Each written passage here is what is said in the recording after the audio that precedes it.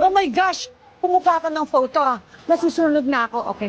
Guys, para ako nag-span na may mga boiling water.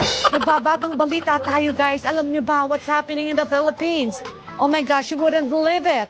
Ako, nag-iihaw ng lechon. Yan ang aking magbabagang balita. Kuya, anong gagawin ko? Ano yan? So guys, I'm starting to roast my own lechon. So guys, ayan, nagbabubbles. Look on, nagbabubbles. So guys, I have, yun. O, see, nag-flat. Did you see nag-flat? Oh my gosh. O, nasan pa yung mga bubbles? This ano? Guys, naka-flat siya. O, ito guys, o. Oh, okay. Ayan.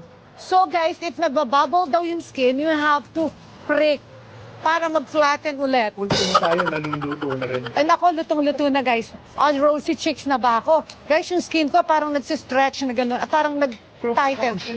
Super rosy na ba ako? But now it's time to put oil. So, okay. Wow, ito yung pang-oil. Ginagamit namin abaka. Ay, that's Kasi okay. abaka hindi nasusunog. Baka hindi nasusunog. So guys, ayan, no? I put... Isang portion ito lang. Yan. Sige, Oh my God, this is how you put oil. Olive oil.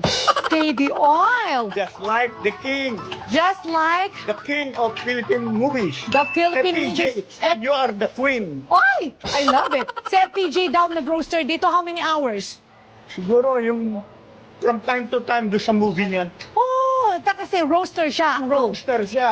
Okay, si FPJ naging Kaya wala roaster. kay queen. And that's... Ay, teka. Wala pa daw queen. So ako yung queen of roaster. Oh my God, napapaso na to.